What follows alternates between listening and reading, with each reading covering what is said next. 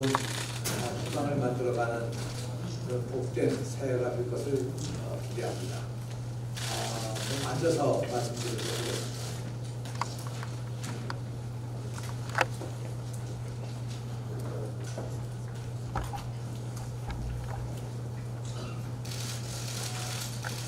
네, 2018년 새해가 되었습니다. 첫 기자간담회를 여러분과 함께 가지게 된 것을 더 기쁘게 생각합니다. 지난 2년간 저는 학교장 현장교육협의회를 모두 89회에 걸쳐서 교장 선생님들과 여러 학교 문제들에 대해서 이야기를 나누었습니다.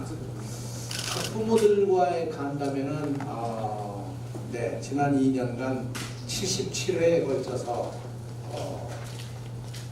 역시 학부모들의 여러 가지 건의사항, 또 학부모들이 갖는 교육에 관한 과제들, 학생들 문제들이 아주 광범위한 이야기를 나눌 수가 있었습니다. 그리고 학생들과의 대토론회를 세 차례에 걸쳐 했고, 교직원 간담회도 가진 바 있었습니다. 또 여러 학교도 직접 방문한 바가 있었습니다.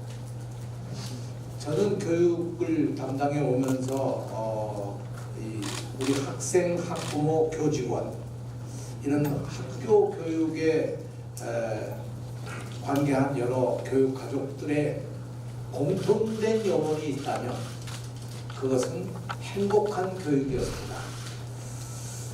행복한 학교, 행복한 교실, 행복한 학교 생활.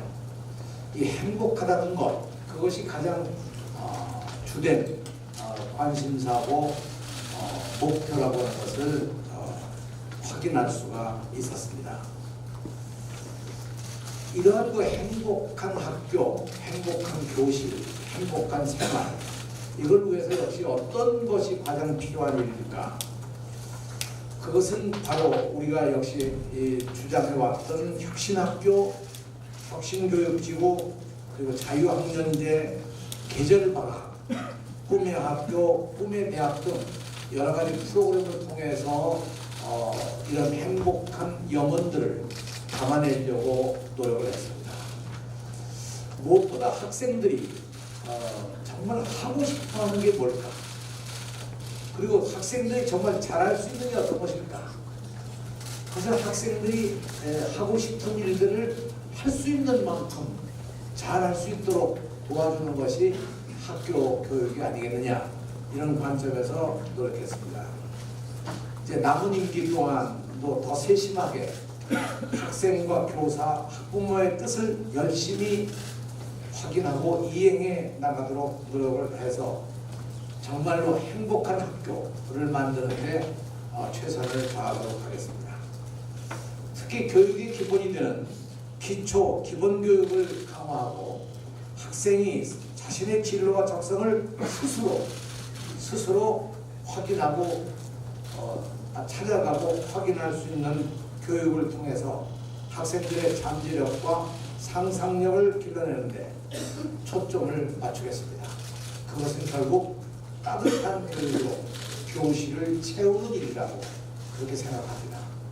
그런 점에서 선생님들을 잘 지켜드리고 선생님들이 그러한 희망과 용기를 가지고 학생들과 함께 내일을 만들어갈 수 있도록 노력하는 것, 그것이 저에게 주어져 있는 최대의 과제라고 생각합니다.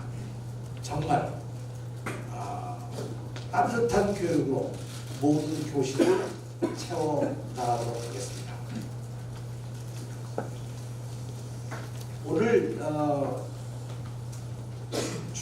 중요한 의제로 두 가지를 생각을 했습니다. 하나는 국가교육회의라고 하는 국가교육의 미래와 그리고 국가교육의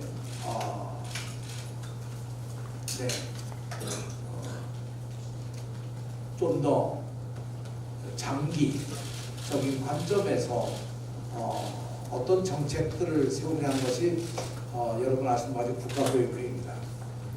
제가 거기 참여하면서 오늘은 거의 그 국가교육회에 대한 한 말씀을 드리도록 하겠습니다.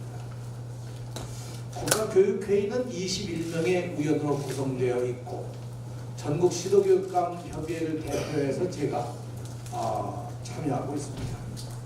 저는 특히 유초 중고교 교육 과제에 대한 책임과 사명을 가지고 미래 교육을 위해서 국가교육회의에 여러 의제들을 반영해 나가도록 노력하고 있습니다. 아시는 바와 같이 4차 산업혁명은 융합의 시대이며 상상력의 시대라고 할 수 있습니다. 결국 중요한 과제는 교육입니다. 그러나 불행하게도 우리는 여전히 3차 산업혁명 시대의 구조와 의식을 가지고 4차 산업혁명 시대를 맞이하고 있다고 할 수 있습니다. 그런 점에서 3차 산업혁명, 물론 그 이전에부터 전승되어 나온 학교의 구조와 체제, 교사의 역할, 교육과정, 학습 방법 등 모두 새로운 관점에서 재정립해야 한다고 생각을 합니다. 이런 의미에서 국가교육회의는 4차 산업혁명 시대를 대비하여 교육의 본질적 과제에 대한 논의를 시급히 시작해야 할 것이라고 생각합니다. 현재 지난 100여 년간 지탱해왔던 학제가 시대 변화에 부합되고 있는 것인지 적극적인 검토를 비롯해서 학교의 전반적인 구조와 운영에 이르기까지 장기적인 안목, 다시 말하면 2030년을 내다보는 장기적인 안목에서 미래교육을 위한 새로운 교육 개혁안이 도출되고 우리 국민들의 공감대를 얻어낼 수 있도록 준비해야 한다고 생각합니다. 제가 2030년을 꼭 지칭한 이유는 2030년이 4차 산업혁명의 거의 정점에 달하는 시점이 될 뿐만 아니라 우리로서는 인구 절벽이라고 하는 아주 엄청난 어려움 속에 빠지는 해가 2030년이 되기 때문에 특히 2030년이라는 시간을 설정했습니다. 그 2030년은 지금으로부터 약 12년 뒤가 되기 때문에 지금 현재 초등학교 입학하는 학생들이 고등학교를 졸업하는 그런 시점이 돼서 저는 2030년이 되면 그야말로 모든 교육 체제에 대해서 근본적인 변혁이 이루어져야 될 때가 아니냐. 그리고 그것은 늦었지만 이미 늦었지만 시급히 지금부터 본격적인 착수를 해나가야 할 거라고 생각합니다. 지나친 시험과 경쟁의 사회와 사교육의 굴레에서 벗어나서 학생들의 상상력과 창의력을 신장시키는 학교 교육의 역할에 대해서 주목하고 집중해 나가려고 합니다. 저는 경기도 교육연구원으로 하여금 이러한 4차 산업혁명 시대의 정점이 되는 2030년에 시작돼야 할 새로운 교육의 체제에 대해서 집중적으로 연구하도록 과제를 넘기려고 합니다. 두 번째 오늘 말씀드리는 아마 이것이 여러분들도 그렇고 여러 사람들이 준비에 관심을 가지고 있는 아니라고 생각합니다. 정규직 전환심의위원회가 저에게 권고안을 어제 제안을 해주었고 이 권고안에 대해서 오늘 오전 간부회의에서 아주 심도 있는 토론을 하였습니다. 이에 대한 결과를 말씀드리도록 하겠습니다. 경기도교육청은 1월 15일 정규직 전환심의위원회에서 의결한 권고안을 최대한 수용하여 정규직 전환을 실시하도록 하겠습니다. 이번 정규직 전환심의 대상은 101직종 18,925명으로 법적 근거나 중앙정부의 예산 지원 없이 비정규직 다수를 정규직으로 전환하는데 많은 고민과 안타까움이 있었습니다. 그러나 차별 없는 일터 만들기를 위한 정부 정책에 동참하고자 이를 적극 수용하기로 하였습니다. 지난해 7월 20일 정부의 공공기관 비정규직 정규직 전환 정책 발표 이후 2017년 9월 정규직 전환 심의위원회를 구성한 바 있습니다. 그리고 이해 당사자들의 의견 청취 및 개별 직종별 전환 심의 검토 등 11차례에 걸친 긴 과정을 통해 내린 어려운 결정이었습니다. 이 일을 위해서 애써주신 심의위원장을 비롯한 심의위원 여러분께 깊은 감사의 뜻을 표합니다. 그리고 이 위원회가 결정한 것은 고용노동부의 정규직 전환 가이드를 준용하고 여러 가지 현실적인 실정을 반영하여 내린 결정입니다. 모든 직종에 종사하는 사람들이 안정적인 근무 여건에서 생활할 수 있도록 앞으로도 많은 노력을 기울여 나가겠습니다. 아무쪼록 거대한 변화 속에서 많은 갈등도 있겠지만 더 나은 세상을 위한 진통이라고 생각을 합니다. 학교를 학교답게, 교육을 교육답게 하는데 최선을 다하도록 하겠습니다. 정말 아이들의 행복한 미래 교육을 위해 언론인들께서도 많은 성원을 부탁드립니다. 네, 두 가지 내용과 서두에 말씀드린 장기적인 안목에 있어서의 교육적 과제를 중심으로 모두 발언을 이상으로 마치겠습니다. 경청해 주셔서 고맙습니다. 예, 그러면 이어서 곧바로 우리 기자님들의 그 질문을 받도록 하겠습니다. 질문을 받기 전에요, 한두 가지 좀 말씀을 드리겠습니다. 오늘은 10년 전 비디오 정책에 대한 전반적인 것을 말씀드리는 자리이기 때문에 실무장님들도 함께 하셨고, 지역교육청에서 우리 언론 홍보 담당자들도 이 자리에 함께하고 있고, 청소년 학생 기자들도 오늘 이 자리에 일부 와 있습니다. 이 기자회견이 끝나고 나서 별도로 교육감님과 기자회견을 갖기 위해서, 그리고 정규직 전환과 관련된 경기도교육청 입장 발표문은 기자회견이 끝나는 즉시 별도로 해당 부서에서 작성된 보도자료가 나갑니다. 그리고 오늘 기자회견은 언론사에서도 오늘 오후 기자회견이기 때문에 바쁘실 것 같아서 교육감님 모두 발언도 짧게 하셨고, 전체적으로 3시 이전에 1시간 이내로 회견을 마치도록 이렇게 할 생각입니다. 끝으로 오늘 기자회견은 저도 정말 바쁘신 가운데 많은 언론사들 와주셨습니다만, 제가 앞에 한 2줄 정도 우리 기자분들 얼굴과 이름을 알 정도 많은 분들이 다 모르시고 저도 모릅니다. 오늘 하여튼 교육감께서 직접 지난번에 청와대처럼 기자분들의 질문을 교육감한테 직접 지명해서 받도록 이렇게 하시겠습니다.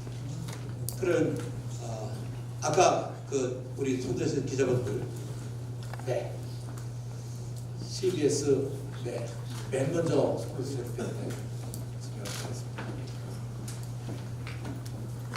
안녕하십니까. CBS 신병근 기자입니다. 이 모임 지금 수십 명, 수백 명 되는 것 같은데, 저희 출입기자단 가장 궁금한 사항은 역시나 선거와 관련돼서 출마 선언 시기를 아직 공식 밝히지 않으셨는데 대략 언제쯤이라고 예상해야 될지, 그게 첫 번째 질문이고요.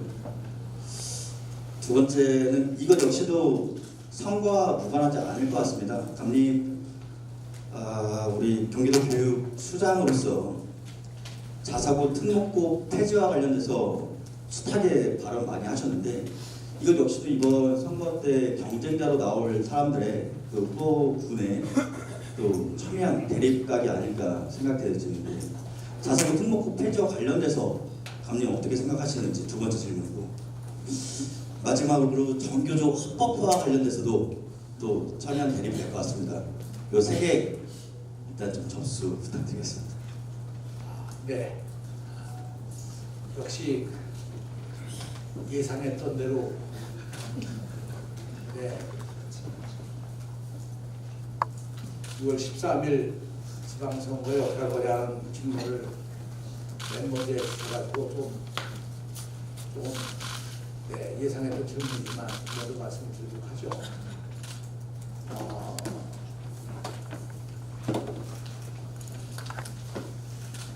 경기도 교육감이 된다고 하는 것은 아시는 바와 같이 대한민국 교육의 4분의 1이 넘는 교육을 책임지는 아주 막중한 자리라고 생각합니다.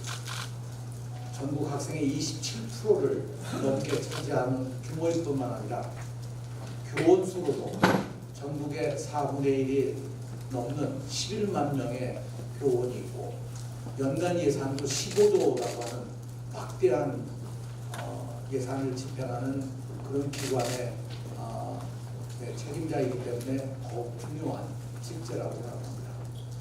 더 나아가서 누구나 그런 얘기를 합니다만 경기도 교육이 대한민국 교육을 앞서가는 그런 입장에 있어야 되지 않겠느냐. 아마 그런 얘기를 하는 것은 경기도 교육이 갖고 있는 이 지역적 특성 아주 정말 다양하지 않습니까?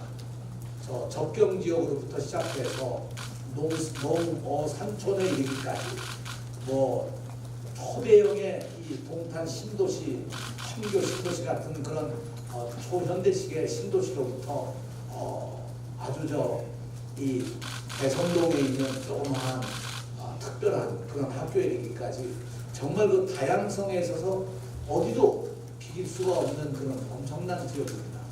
거기다가 다문화 가족들도 보면 전국에서 가장 많은 다문화 학생들이 들어와서 공부하기 때문에 이 숫자도 뭐 만만한 숫자가 아닙니다.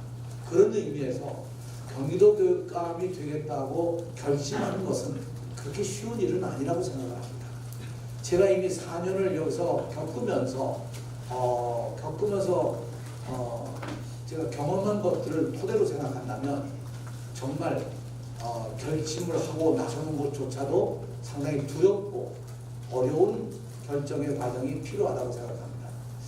그런 점에서 저는 좀 더 이 경기도의 여러 상황들을 살피고 경기도 도민들의 어떤 염원들이 있는가를 살펴보면서 또 저에 대한 지나간 4년간의 오늘 말씀드린 여러 가지 교육적 과제들에 대한 그동안의 일에 대한 평가는 어떻게 하는지 이것도 좀 세심하게 살펴보면서 3월 초에 공식적으로 제 입장을 발표하도록 그렇게 하겠습니다. 그때까지 좀 기다려 주시기를 좀 부탁드립니다. 두 번째 질문하신 자사고와 특목고에 대한 문제는 이미 정부에서도 발표하신 것처럼 2019년부터 입학 시기를 일반고와 함께 하겠다고 하는 기본 입장을 정부가 밝힌 바가 있고 저는 정부의 그 조치에 대해서 전폭적으로 지지를 합니다. 그것은 우리가 우리 아이들의 교육에 있어서 5%의 뛰어난 아이들을 뛰어나게 교육하는 것도 중요하지만 나머지 95%의 학생들에게 보다 더 꿈과 희망과 그들의 미래를 만들어주는 교육도 굉장히 중요한 교육이기 때문에 이것을 어떻게 조화를 가지고 만들어가느냐 하는 문제, 또 두 번째는 어떻게 이것을 우리 도민들의 좀 집중적인 그런 어떤 공감대를 만들어가느냐 하는 것도 중요한 과정이라고 생각합니다. 본론적으로 저는 자사고와 특목고는 절차에 따라서 폐지되고 일반고로 전환되는 것이 옳다고 생각합니다. 그리고 그런 일반고들은 이제까지 입시를 중심이 두는 그런 학교가 아니라 정말 우리 아이들의 꿈과 희망을 만들어낼 수 있는 다양한 그런 교육적 과제들을 잘 만들어가는 행복한 학교를 만드는 것이 중요하겠죠. 이제 더 이상 우리 학교의 서열화, 학생들의 서열화, 경쟁으로 부추기는 교육의 체제는 사라져야 된다고 저는 생각합니다. 세 번째 질문에 대해서 답변을 드리죠. 전교조가 아시는 바와 같이 대한민국 교육 발전을 위해서 여러 면에서 기여한 바는 대단히 큽니다. 또 전교조가 갖고 있는 정교조가 그동안 해온 여러 가지 교원 사회에서의 아주 긍정적이고 적극적인 교육개혁의 역할도 대단히 크게 취하고자 합니다. 더 나아가서 여러 가지 학생들, 학교들 사안이 있을 때마다 앞서서 그런 문제의식을 가지고 문제 제기를 하고 문제를 풀기 위해서 노력해온 것도 대단히 중요한 역할이었다고 생각합니다. 그때마다 정교조가 어려움을 당해서 여러 선생님들이 지금 학교로 돌아오지 못하고 계신 것도 안타까운 일이라고 생각합니다. 또 그런 과정 속에서 정교조가 법적 지위를 잃게 된 것도 사실 따지고 보면 우리나라의 불행한 한 과정이었다고 저는 그렇게 해석을 합니다. 현재 정교조의 법적 지위 문제는 대법원의 판결을 기다리고 있는 상황이기 때문에 저는 대법원의 판결이 어떻게 나느냐에 따라서 상황은 달라지겠지만 저는 조속히 정교조가 법적 지위를 회복할 수 있기를 기대하고 또 소원합니다. 네.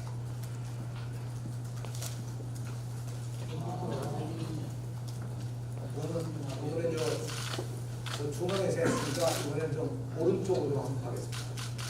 네. 다시 이쪽으로 오겠습니다. 네, 아시안통신 정은하 기자입니다. 새해 첫 간부회의에서 미래교육에 대한 준비를 강조하시면서 3월에 미래교육 기획단을 만드신다는 말씀하셨습니다. 이게 6개월을 남겨놓고 좀 너무 무리수가 아닌가라는 생각을 좀 나오는 부분이 있는데요.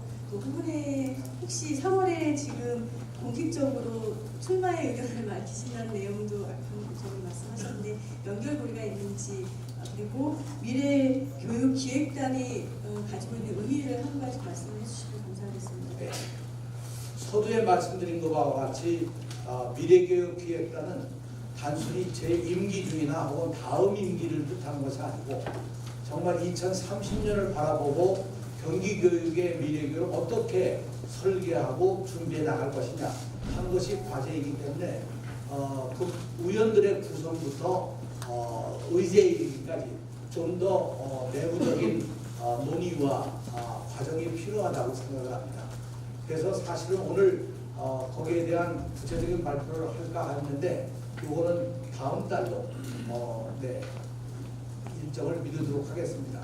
왜냐하면 여러 가지 현실적 요구도 많이 있지만 그럼에도 불구하고 좀 더 세심한 준비와 절차와 과정이 필요하다고 생각합니다. 미래교육기획단은 그야말로 4차 산업혁명과 그 이후에 이루어져야 될 새로운 교육체제와 교육 방법 여러 가지 내용들을 혁신적으로 구상하는 기구가 되리라고 생각을 합니다. 네. 다음. 그럼 여기 이쪽 먼저 하시고, 네. 조금만 기다리십시오. 네. 경기일보의 조민우 기자입니다. 그 학령 인구 감소에 따라 발생하는 빈교실 여러 운영 방안이 나오고 있는데요. 그 현재 지금 초등학교 빈교실을 어린이집으로 활용하는 방안에 대해서 많은 이야기가 나오고 있습니다. 그래서 이 부분에 대해서 교육감님 생각은 좀 어떠신지 말씀해 주시고, 그리고 빈 교실을 어떻게 활용해야 한다는 구상이 있다면 무엇인지 말씀해 주시고, 지역사회와 함께 활용한다고 하면 운영 등에 관한 그 책임 소재는 이제 어떻게 돼야 된다고 하는지. 제가 첫 번째 부분 잠깐 놓쳤어요. 그 부분 다시 한번. 첫 번째 질문이 이제 이 초등학교 빈 교실을 어린이집으로 활용하는 방안에 대해서 이제 많은 이야기가 나오는데 이 부분에 대해서는 어떻게 생각하시는지 여쭤봤습니다. 그 어린이집을 이 학교의 빈 교실에 좀 설치했으면 좋겠다고 하는 청와대 이 국민청원에 의해서 이것이 아마 상당히 넓게 여론화가 됐다고 생각합니다. 저는 이 정책을 수립하려면 상당한 네, 논의 과정과 공감대가 이루어져야만 된다고 이렇게 생각을 합니다. 우선 학교 시설이라고 하는 것은 학생들을 위해서 국민의 세금으로 만든 교육적 시설입니다. 그렇기 때문에 1차적으로 학교 시설을 다른 시설, 특히 다른 기관의, 다른 부처의 다른 기관으로 가장 사용을 넘긴다고 하는 것은 그만큼의 여러 가지 절차가 필요하다고 생각을 합니다. 그런 의미에서 어린이집, 특히 이것은 아마 보육사업이 굉장히 중요하다. 이런 의미에서 이 보육사업을 위해서 학교 시설을 좀 더 활용했으면 좋겠다고 하는 의견에 대해서 저는 뭐 공감을 합니다. 그러나 그 이전에 보육사업을 누가 어떻게 무슨 목적으로 해야 하는지 하는 보다 더 광범위한 보육사업에 대한 정부의 그림이 있어야 된다고 생각합니다. 그 전체 그림 가운데 학교 시설을 그렇게 쓰자고 하는 건 저는 공감을 합니다. 그러나 전체 그림도 없이 느닷없이 학교 시설을 활용하겠다고 하는 것은 절차에서 좀 어긋난 일이다. 그렇게 판단을 합니다. 저희하고도 일체 협의가 없었고 교육부도 이 내용에 대해서 알지 못했을 뿐만 아니라 사실상 학교 현장은 더더군다나 여기에 대해서 전혀 이해를 하고 있지 못합니다. 학교 시설은 학교장의 권한 아래 학교장의 책임으로 되어 있는 시설이기 때문에 더구나 어린이집이 들어간다고 하면 이것은 인가하는 부처도 다르고 관리 감독하는 여러 이 기능과 기준도 다르기 때문에 사실상 그런 여러 가지 아마 보완해야 될 점들이 많이 있지 않을까 그렇게 생각합니다.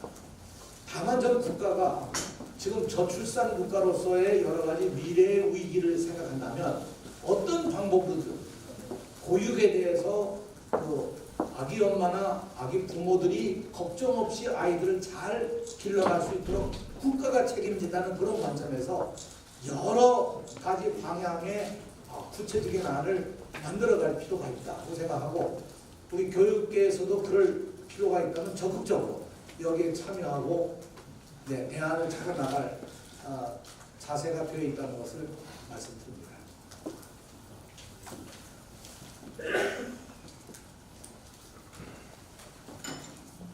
이번에는 중앙에서 먼저 말씀을 하시겠습니다. 환경인포 정지영입니다. 환경교육 예산이 10년 전에하고 비교를 해봤더니 환경 관련된 교육 예산이 상당히 줄어있더라고요. 6년도나 내년도에 환경교육이 지금 굉장히 정부에서도 이렇게 환경 교육을 말씀하시는 거예요? 환경교육. 환경 시설을 말씀하시는 거예요? 환경교육이요. 환경 과목. 환경 과목. 환경 과목에 관한 교육이 상당히 좀 떨어져 있는 걸로 알고 있는데 그 부분에 대해서 혹시 예산을 증가할까라든지 그런 얘기를 좀 해주시면 고맙겠고요. 그다음에 해마다 제가 질문드리는 건데 이번에는 공무원들 조직에서 교육 공무원들 조직에서 시설직 인원이 무지하게 많이 달리는 걸로 알고 있습니다. 교육청 지역교육청마다 시설직 인원들이 상당히 부족한 걸로 알고 있는데 그거에 대한 대책이라든지 또한 전문직이 지금 수년째 증원이 거의 이렇게 많이 되지 않고 있는 걸로 알고 있거든요. 전문직 증원 문제하고 그 두 가지 문제를 좀 말씀해 주시기 바랍니다. 환경교육이라고 하는 것을 저희는 여러 측면에서 이걸 융합적 교육으로 여러 분야에서 아마 공통적으로 가르치지 않으면 안 되는 내용이라고 생각합니다. 예를 들면 국어 과목이라고 해서 환경 얘기가 안 나올 수가 없는 것이고요. 자연과학 속에서 환경교육을 물론 중점적으로 가르쳐야 되겠지만 더 나아가서 여러 분야에서 환경 문제를 다루지 않을 수가 없는 것이죠. 예를 들면 보건교육에서도 환경 문제를 다뤄야 될 것이고요. 지금 환경 문제는 우리 일상에 있어서의 아주 기본적이고 중점적인 과제이기 때문에 꼭 환경 공부 시간이다 이렇게 확정 짓는 것보다도 광범위한 융합교육의 방법으로 이것은 확대되어 나가야 된다고 저는 그렇게 생각을 합니다. 두 번째 말씀하신 시설직에 대한 문제가 대단히 중요한 문제입니다. 사실상 학교 시설만 해도 저희가 전체적으로 보면 뭐 막대한 시설인데 이 시설 관리를 실제로 오늘날 여러분 보시다시피 과거와 같은 시설 관리가 아니거든요.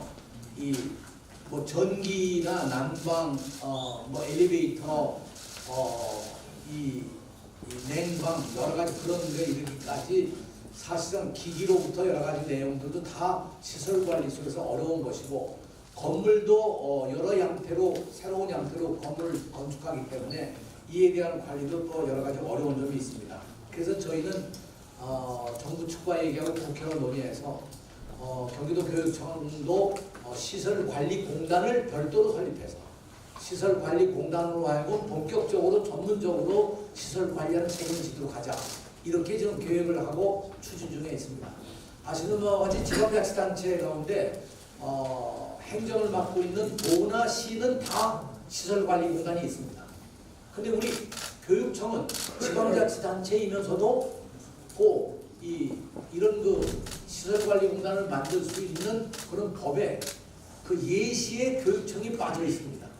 그래서 사실은 아직까지 못 만들었는데 제가 국무조정실하고도 협의한 결과 이것은 그럴 필요가 있다고 해서 합의가 돼서 이제 앞으로 본격적으로 시설관리공단을 만들어서 학교 시설을 보다 더 전문적이고 효율성 있게 관리해 나가도록 하겠다는 것이 저희의 기본 입장입니다.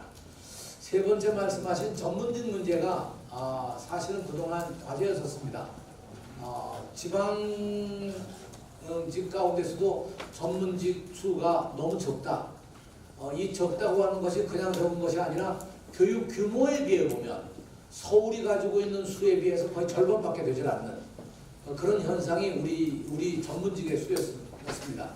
그래서 이 문제를 교육부하고 수차 얘기를 해서 논의해 오다가 이제 전문직을 확장할 수 있는 권한을 우리 교육감에게 넘겨오면서 실제로 이번 1차로 교육부와 협의한 끝에 금년도에는 42명의 전문직을 증원하는데 이게 처음으로 아마 두 자릿수, 근데 두 자릿수 정도가 아니죠. 두 자릿수에 뭐 몇 배 되는 수를 요번에 이제 확보하게 돼서 일단은 좀 숨통을 트이게 되겠습니다만 앞으로 더 확대해 나가야 한다고 생각을 합니다. 네. 네, 질문 좀. 여기 한번 일로 오겠습니다. 네, 여기 네, 왼쪽에, 네, 왼쪽에 먼저 앉으시고. 네, 안녕하십니까. 뉴시스 이준석 기자라고 합니다.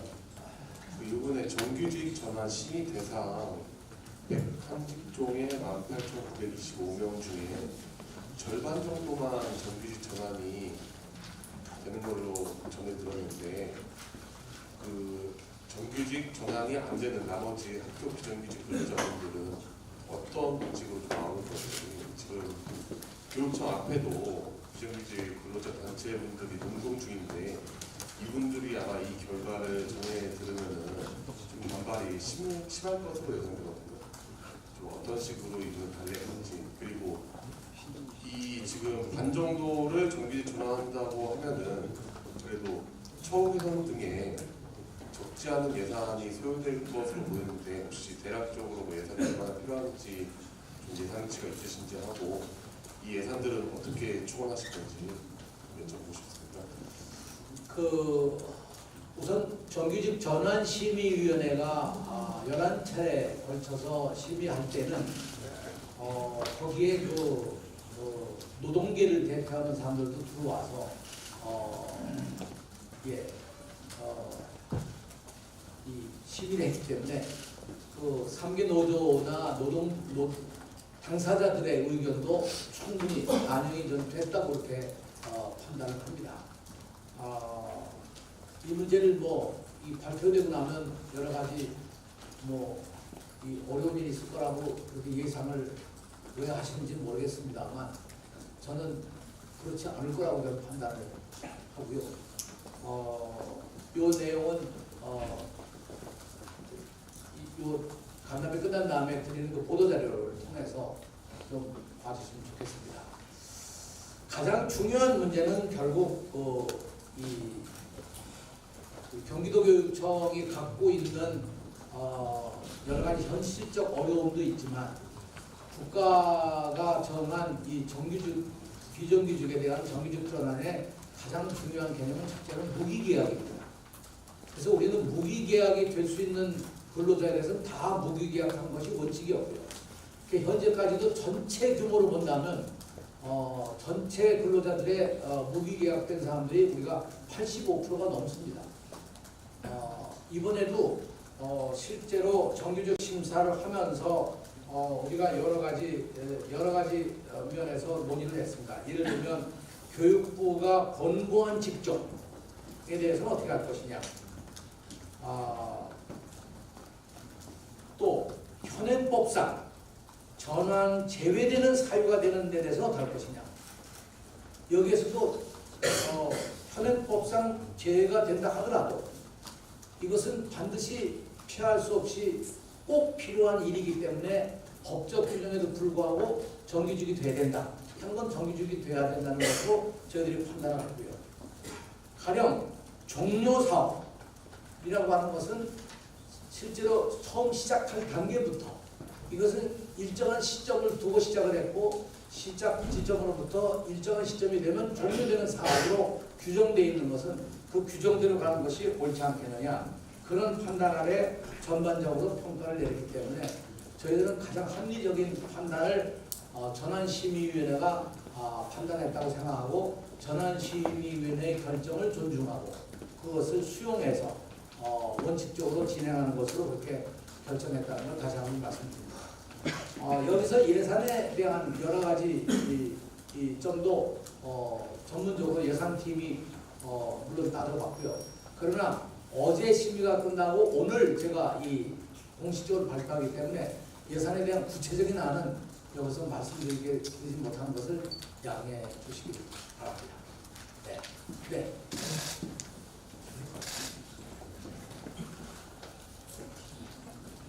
저 한국 디지털 뉴스의 유태균 기자입니다. 지금까지 마음에 먹었던 질문을 또 동료 기자분들이 다 해가지고 손들고 나오니까 질문할 게 없어졌어요. 그래서 저는 딱 그 한 가지 질문만 드리려고 합니다. 교육감직을 수행하면서 내가 그래도 이것은 잘했다, 내가 이건 자신 있게 어디다 얘기할 수 있는 교육 정책 중에 경기도 교육의 수장으로서 내가 제일 잘했다. 그러나 이거 하나는 정말로 못한 것 같고 아쉽고 잘 못했다. 그냥 잘했다는 점 자신 있게 한 가지 하고 이건 아쉬웠다. 정말 내가 생각해도 잘 못했는데 참 안타깝다 하는 거, 요러고 좀 한 가지 부탁드리겠습니다.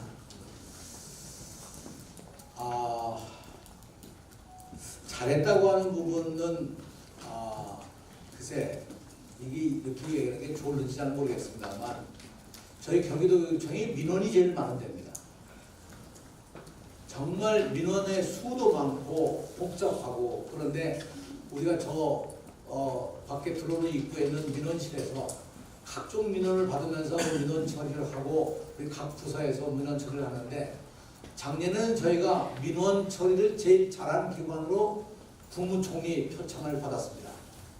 그런 점에서 건수도 제일 많은 교육청이 최우수상을 받은 것은 정말 대단한 일을 했다고 생각합니다.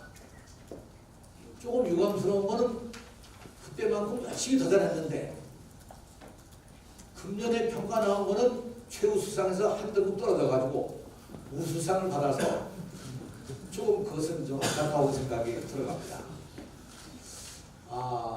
그럼에도 불구하고 우리 직원들이 잘못한 것이 아니고 사실은 이 내용상 좀 그런 어려운 점이 있었다는 것, 그걸로 이해를 해주시기 바랍니다. 그 다음에 제가 미흡했다고 하는 것을 굳이 꼭 들으라고 하면 교사들, 교장들과의 협의회, 교감들과의 협의회도 2차례를 하고, 학부모 협의회도 제가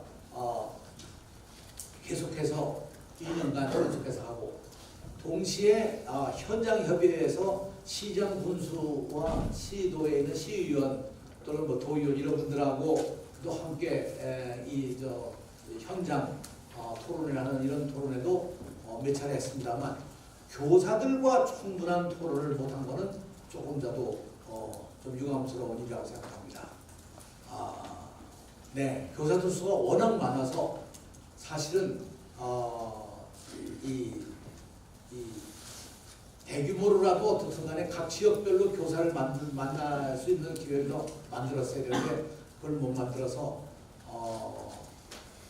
네, 이 남은 임기 동안이라도 교사들을 좀 열심히 만날 수 있도록 노력을 해보려고 합니다. 네, 감사합니다. 네, 그럼 매니저에서 이분은 중앙에 앞에.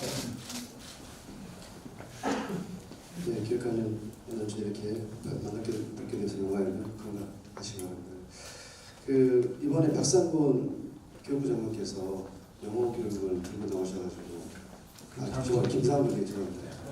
지금 아무튼 그분 지금 영어 교육을 들고 나오셔가지고 부모님들의 반발 때문에 철회가 됐지 않습니까? 1년 이후로 이제 연기를 하시겠다고 그러는데 어린이집 영어 교육 반를 없애겠다. 이거에 대해서 우리 경기도 교육감이신 우리 교육감님의 의견은 어떠신지 또 똑똑하게 영어 교육에 대해서는 이렇게 중점적으로 보시는데 어린이집에는 영어 교육에도 다른 사교육 부분들이 많이 있는데 그 하나는 또 뭐냐면 이번에 경기도의회에서 그 3천억 예산이 부결되면서 실내 체육관이 지금 그 미세먼지가 대책으로 해서 내세우기 무상이 됐는데 거기에 대해서는 이제 어떤 식으로 경기도 교육청에서는 예산이 확보된 걸로 제가 듣고 있는데 그 부분에 대해서 대응책과 또 어떤 식으로 하실 건지 말씀 부탁드리겠습니다. 네, 고맙습니다. 그 영어 교육에 대한 교육부의 이번에 결정이 상당히 고심한 끝에 내려진 결정이었다고 생각합니다. 특히 우리나라는 선행교육법, 성행교육을 금지하는 그런 법이 있어서 선행교육이라는 관점에서 어린이집이나 유치원에서 영어 교육을 하는 것은 바람직하지 않다. 특히 교육기관이 아닌 곳에서 영어 교육을 하는 것은 더더군다나 바람직하지 않다 하는 입장을 처음에 발표를 했는데 이것이 학부모들의 반발에 의해서 상당히 거센 반발을 받았습니다. 그 가운데 하나가 왜 유치원도 금지를 안 하면서 왜 이 어린이집하고 연대를 먼저 하느냐 그런 논란도 없지 않아 있었습니다.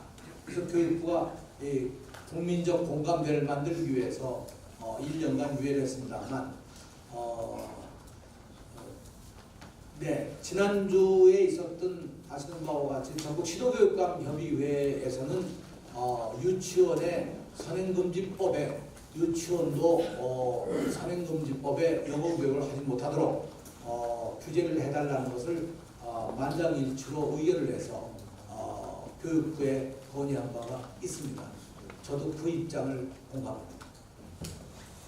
두 번째 말씀하신 예산 문제인데 이것은 경기도에서 여러 차례 논의를 해가지고 지방자치단체와 교육청이 5대5로 부담을 해서 미세먼지나 이런 환경 문제에 어려움을 당하고 있는 여러 학교에 체육관을 짓자 하는 그 원칙에 의해서 금년도에 136개의 체육관을 짓는 걸 목표로 우리는 예산 편성을 했습니다만 경기도가 예산 편성을 거부했기 때문에 이것은 무산되고 말았는데요. 이 문제는 결국 경기도가 다시 이 문제를 풀지 않는 한 풀어지기가 좀 어렵지 않을까. 현재 풀어지지 않았기 때문에 그러면 136개를 경기도 교육청 예산만 가지고 절반만 짓자 이럴 수도 있겠지만 그것은 처음 출발할 때부터의 원칙과는 좀 멀어 있어서 다시 말하면 이런 시설들을 지을 때부터 지역사회와 공유하는 의미에서 우리가 분할하는 원칙을 세웠던 것이거든요. 그게 옳지 않겠습니까? 그런 의미에서 이 경기도가 풀을 때까지 좀 기다릴 수밖에 없다고 생각하고요. 네, 적절한 시기가 오면 풀어지지 않겠습니까? 네, 그런 기대를 합니다. 네, 다음. 네, 맨 이쪽에 가운데.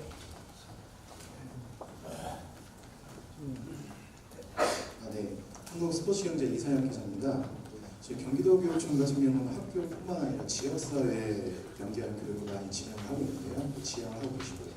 또 각 지자체랑은 혁신교육을 지금 시즌2를 진행하고 계시죠.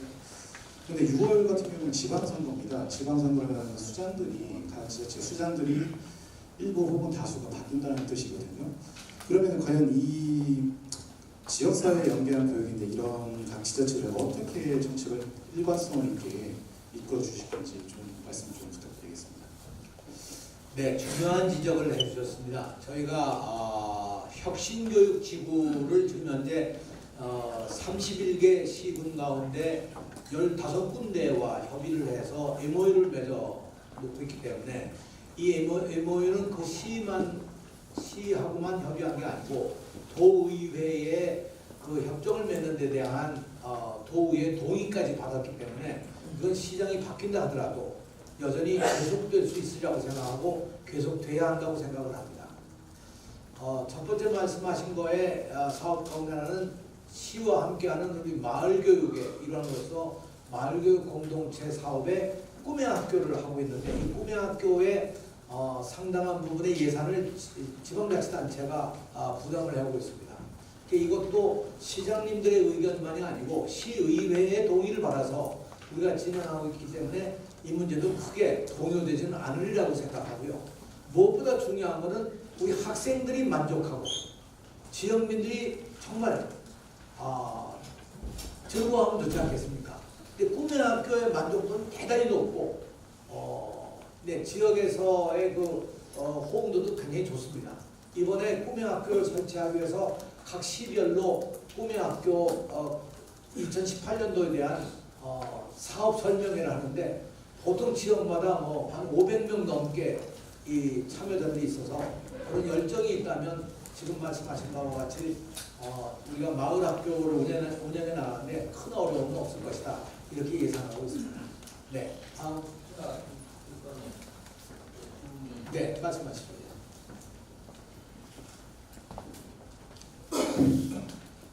미디어투데이 안상일 기자입니다. 제가 이 기자회견문을 보고 첫 번 느끼는 느낌이 교육감님의 교육감 출마 선언문으로 제가 받아들였습니다. 그래서 제가 두 가지만 질문드리겠습니다. 교육감님이 그 혁신학교, 혁신교육지구, 자유학년제, 계절방학, 꿈의 학교, 꿈의 대학 등 아주 새롭고 획기적인 이런 정책을 이렇게 발표를 하고 추진하셨습니다. 지금 여기에 대한 교육감님의 솔직한 내가 평가를 하면은 몇 점이 되겠나 하는 그거를 밝혀주시고, 두 번째, 요새 말썽 많은 그 교육부에서 추진 중인 교장 공모제를 교청에서 굉장히 반대하고 있습니다. 이에 대한 그 경기도 입장, 경기도 교육청의 입장을 밝혀주시기 바랍니다. 네. 글쎄 제가 지난 3년 반 동안에 해온 여러 가지 그 사업들에 대한 평가를 제 스스로가 한다는 것은 좀 어줍다는 일이라고 생각하고요. 이것은 아마 여러 언론계와 우리 도민들이 바라보고 평가할 일이 아닐까 그렇게 생각을 합니다. 그리고 전혀 이것은 교육감 선거를 앞두고 그걸 염두에 두고 준비한 건 전혀 아니고, 이 준비도 실제 제가 준비한 것이 아니라 저희 대변인실에서 몇몇 스태프들이 준비한 내용들을 제가 받아서 마지막 검토를 하고 오늘 발표한 것이기 때문에 전혀 그 오해가 없으시길 부탁을 드립니다. 교장 공모제에 대한 문제는 사실상 여러분이 아시는 바와 같이 학교 현장에 들어가서 보면 여러 가지 의견들이 많습니다. 특히 우리가 가지고 있는 교장제라고 하는 것은 오랫동안 역사적으로 진행되어 나온 것이고요. 교총에서는 이제까지 진행되어 나온 교장제로만 가야 된다 이런 생각이 있을지 모르겠습니다만, 이미 아시는 바와 같이 노무현 대통령 정부 때부터 내부형 공모제로 해서 교장 자격을 가지지 않은 교사의 경우에도 교장이 될 수 있도록 문을 열어서 한 15% 정도의 15%가 뭐냐면 공모교장 용어가 내부형 공모. 내부형 공모 어떤 공모교장의 15%죠? 네? 아니 그러니까 내부형 공모죠. 그게 아니죠. 그러니까 내부형 공모제가 공모하는 교장 수의 15%가 내부형 공모제입니다. 그걸 뭐라고 해요? 소비형 교장의 네, 전체 공모를 뽑는 교장. 네. 교장 자격을 가지고 있는 사람을 공모로 뽑는 교장. 그거의 15%를 내부형 공모제로 했습니다. 그러니까 실질적으로 전국에 있는 각 시도 가운데 경기도만이 그동안에 전체적으로 몇 명입니까? 우리가 뽑은 숫자가 50몇 명, 70몇 명. 57명. 네. 57명. 1년에 대체로 저희가 한 5명 정도 내외를 뽑은 것으로 제가 그렇게 기억을 하고 있습니다. 그래서 경기도가 50몇 명인데 다른 시도의 경우는요. 전체 숫자가 1명씩입니다. 거의 대부분이다.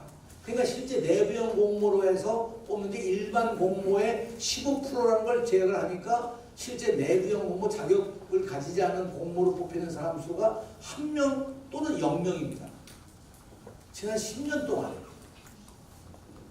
그러니까 이건 사실상 의미가 없는 거 아니겠어요? 법에. 그래서 사실 이번에 이것을 15%라는 걸 차라리 없애고 이건 지역의 현안에 따라서 지역의 공감대에 따라서 지역 교육 자치에 맡기는 것이 옳다. 그렇게 해서 이번에 이 정책의 변화가 나오는 것이고 저는 이 정책 변화에 대해서 전폭적으로 지지합니다. 그렇다고 해서 이 내부형 공모를 하려고 그러면 학교 운영위원회의 결의가 있어야 됩니다. 우리 학교가 그냥 교장 자격증을 가진 분을 공모로 하느냐 아니면 교장 자격증을 가지지 않은 사람을 공모로 하느냐 이 결정권을 학교 운영위원회가 가집니다. 저희가 갖는 게 아니고 학교가 그런 걸 결정하려면 상당히 내부의 학부모들의 의견과 여러 가지 공감대를 만들고 결정하기 때문에 지금 교총이 우려하는 것처럼 뭐 이렇게 되면 뭐 교장 임용 제도가 완전히 무너지는 게 아니냐 전 전혀 그렇지 않다고 생각합니다. 오히려 정말 교장이 임용되는 과정을 여러분이 아시겠습니다만 대개 정교사가 되고 교사가 된 다음에 여러 가지 점수를 쭉 관리를 해서 그 점수에 따라서 높은 사람들 순위대로 이 자격 연수를 받게 되고 자격 연수 받은 다음에 명부가 만들어지면 이제 교감이 되고 그 교감들 가운데 역시 또 분평이나 여러 가지 점수에 따라서 교장 명부가 만들어지고 순위대로 나가거든요. 거기에 그것이 아니고 그야말로 학교가 우리 학교는 요즘 이런 문제가 있기 때문에 우리 학교는 교장을 공모로 뽑아야 되겠다. 그렇지 않으면 사실상은요. 저 교장은 그냥 순번대로 나가게 돼 있는 겁니다. 그래서 이 내부형 공모제라고 하는 것이 일반 공모의 15%를 뽑도록 되어 있었는데 이것을 정부가 이번에 교육자치라는 측면에서 각 교육청의 형편대로 결정하려 가자 하는 전 아주 올바른 판단이라고 생각합니다. 네. 그래서 제가 교총 경기도 이 경기도의 교총 지부장 하시는 분과 여러 간부들을 다 만나서 설명을 제가 잘 드렸더니 역시 충분히 이해하시고 공감을 하시는 바도 있었습니다. 그래서 저는 이런 변화가 앞으로 오히려 더 좀 확대되는 것이 옳지 않겠느냐 뭐 그런 생각을 합니다만 이 확대되는 것도 판단은 누가 하느냐? 학교 운영위원회가 합니다. 저희들 몫이 아닙니다. 그래서 이것은 앞으로 좀 더 두고 보는 것이 좋지 않을까 이렇게 생각합니다. 다음, 중앙에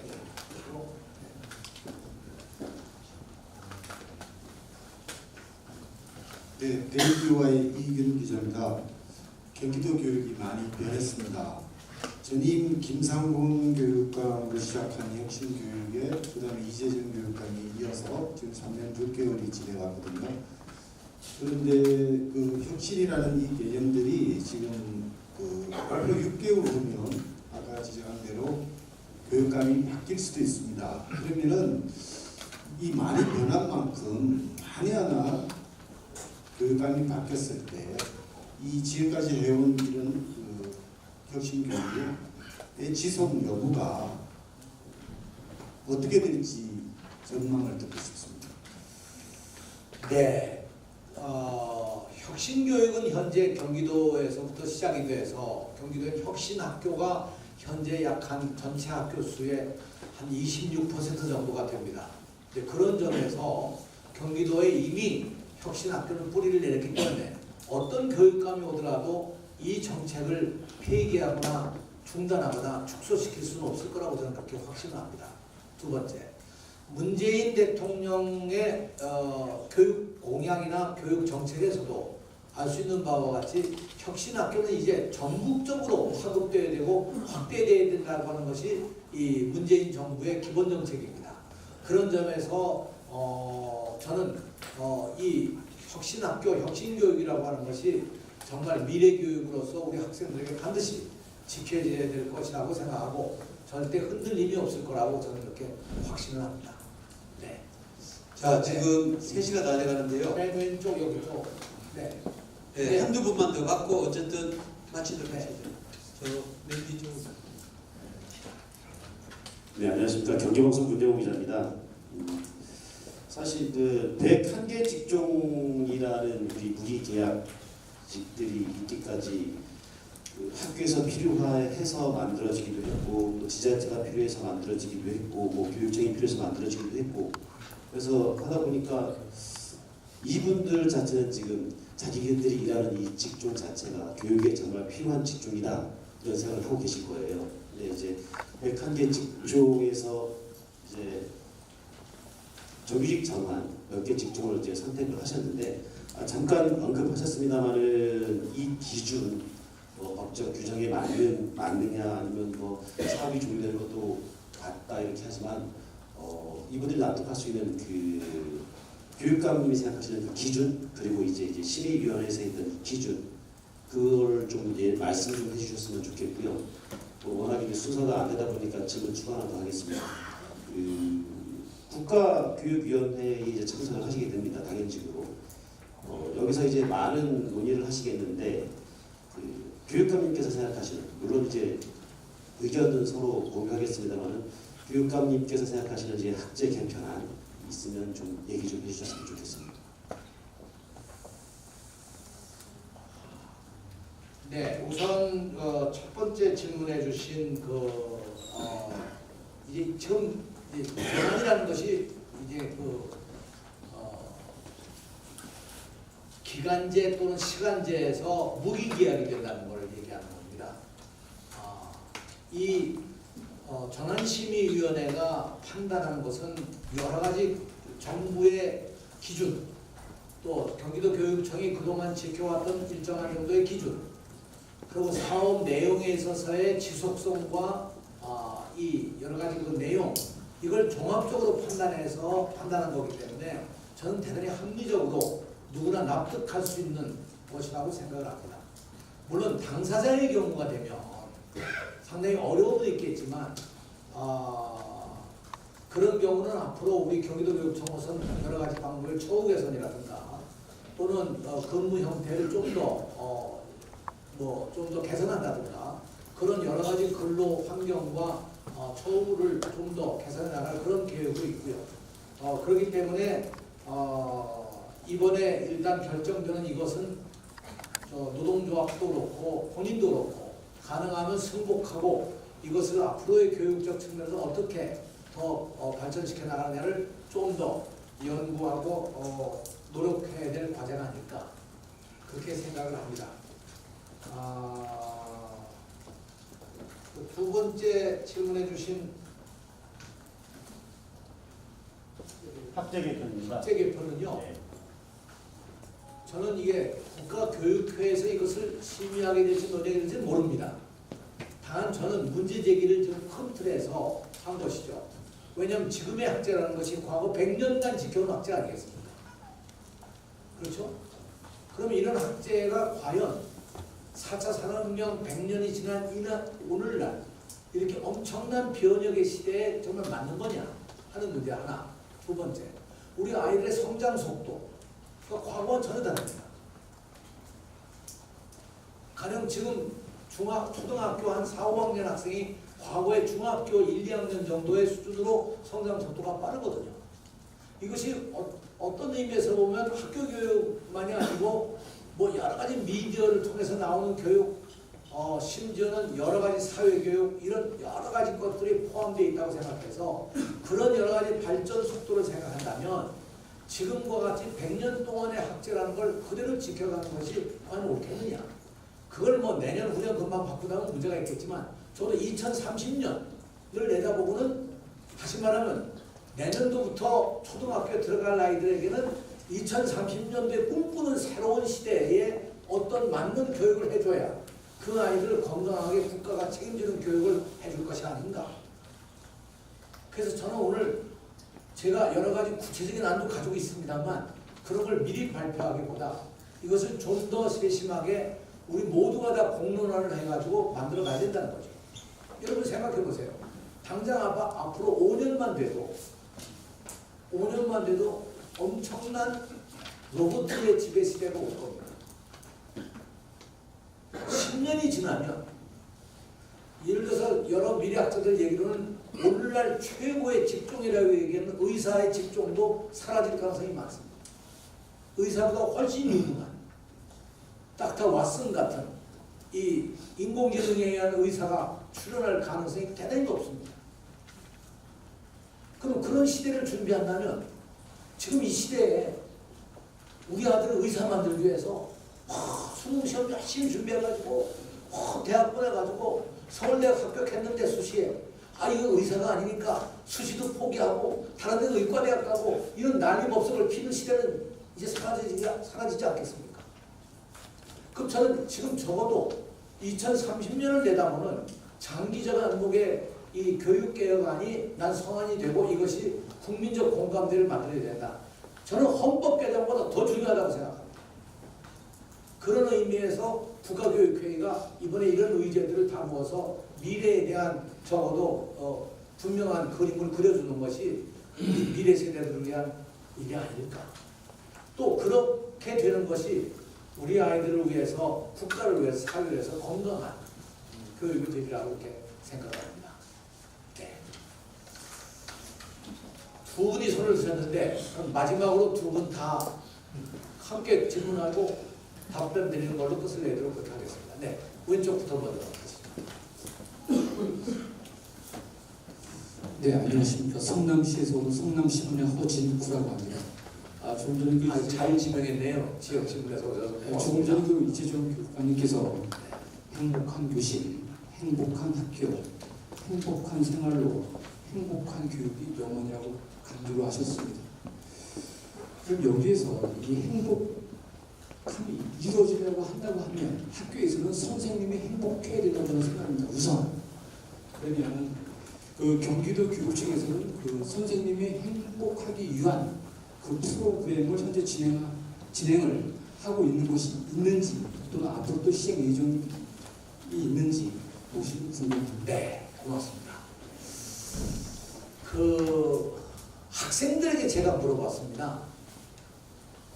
너희들은 왜 행복하지 않느냐? 그랬더니 학생들 얘기가 시험이 너무 많다는 겁니다. 시험 때문에 아이들은 너무 갈등하고 너무 고민이 많습니다. 그런 의미에서 사실은 혁신학교와 자유학년제 같은 것이 학생들을 행복하게 해주는데 아주 중요한 역할을 했다고 생각합니다. 그랬더니 이제 사람들이 다 우리 아이들 성적이 떨어진다 그러는 거예요. 자유학년제에서 시험을 안 보니까 성적이 떨어진다. 왜냐하면 등수로 매겨서 우리 아이가 요번에는 1등 했다. 요번에 지난번에 20등 하다가 5등이 올라서 15등 했다. 학부모는 그걸 가지고 기뻐합니다. 근데 사실 그게 아니거든요. 그건 오히려 아이들을 더 스트레스 받게 하고 공부를 포기하게 만드는 일이기 때문에 우리가 자유학년제에서는 다 이 과정을 가지고 평가합니다. 과정. 이 전체의 과정 속에서 남들과 비교하는 것이 아니라 학생 자신이 얼마만큼 성장하고 얼마만큼 변화했는지, 너는 이 부분을 이렇게 하면 훨씬 더 뭔가 잘할 수 있을 거다, 이런 평가를 해주는 게 자유학년제의 평가제도입니다. 그래서 학부모들께 제가 누누이 설명을 합니다. 제가 이 말씀을 질문 외의 질문인데 제가 답을 드리는 이유는 너무 이 질문들이 학부모들보다 많은 거예요. 그래서 자유학년제 정말 좋은 겁니다. 이걸 통해서 우리 아이들이 자기를 발견하고 친구와 함께 어울릴 줄 알고 그리고 자기 미래를 생각할 수 있는 그런 시간을 가지는 거거든요. 그래서 정말 이거 좀 자유학년제 잘 도와주시기 바랍니다. 작년 1년 이제 해봤습니다. 물론 부족함도 있고 문제도 있겠죠. 그건 보완해 나가면 되리라고 저는 그렇게 생각합니다. 두 번째 말씀하신 선생님에 대한 문제. 우리가 혁신학교를 해오면서 혁신학교에 대한 이 여론조사 만족도를 조사를 했습니다. 학생들에게서의 만족도 조사. 처음에 학생들을 만족도 조사했을 때 대체로 2.4에 머물렀습니다. 5점 만점에서. 그러다가 작년에 만족도가 4.0을 넘어서서 좋은 성적을 냈습니다. 학부모들에게도 물어봤습니다. 역시 학부모들도 낮은 수치에서 시작해서 2009년에 작년에는 4.17?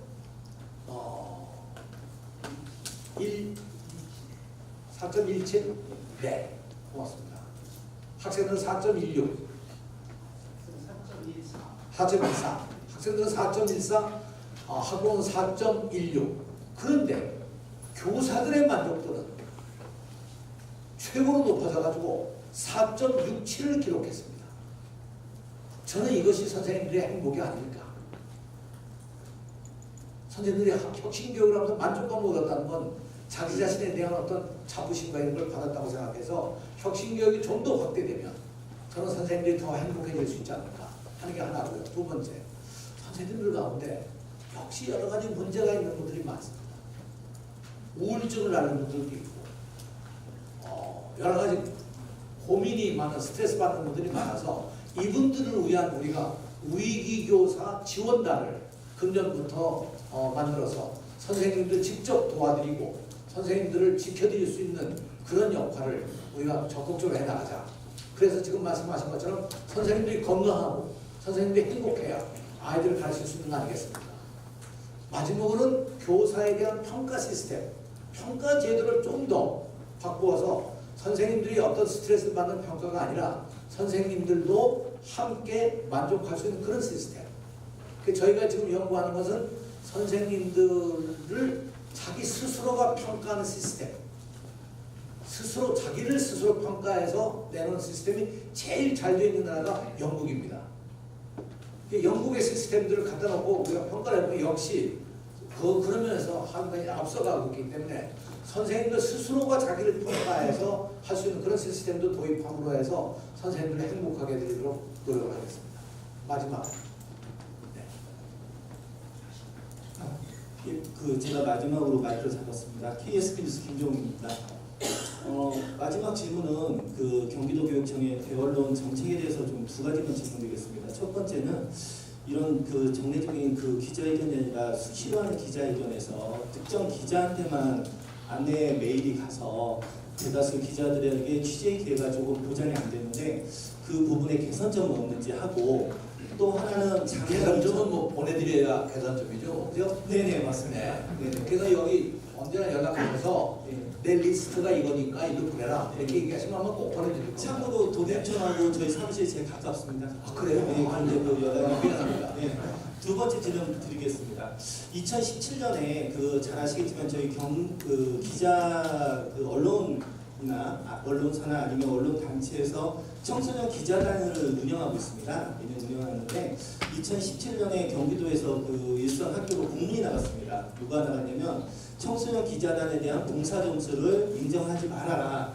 이게 나갔습니다. 그래서 제가 이제 그거를 북부청에 몇 번 또 확인을 했는데 여러 가지 뭐 문제가 있어서 그거를 인정을 안 한다고 하는데 실제 그 언론사에서 활동하는 청소년 기자단들이 어떤 비용을 저희가 받고 하는 것도 아니고 지역사회나 학교에 대한 홍보를 하고 있는 친구들인데 그 친구들에 대한 활동에 대한 이 교육청에서 인정을 안 하는 이유가 뭔데? 네, 이 두 가지 질문도 있어요. 네. 제가 알기로 첫 번째 문제는 아까 말씀드린 바와 같이 꼭 리스트에 올려서 다음부터는 빠지지 않도록 그렇게 좀 우리 대변인실에서 알겠습니다. 감사하겠습니다. 두 번째 질문은요. 우리가 봉사라고 하는 점수에 대해서 전반적으로 그 분야뿐만 아니라 전반적인 문제의식을 가지고 아마 접근해 갔다고 생각을 합니다. 왜냐하면 봉사 점수라는 것이 정말 본인의 봉사 정신에 의해서 그렇게 정말 한 것인지에 대한 판단도 좀 문제가 있고 그래서 이 언론사만이 아니고 전체적인 것이기 때문에 다시 한번 좀 검토를 해보고 합리적인 방안을 찾아보도록 그렇게 하겠습니다. 다 끝내서 됐습니다만 꼭 나는 이건 하고 가야 되겠다고 생각하시는 분은 한 분만 더 마지막으로 가운데 우리 오마이뉴스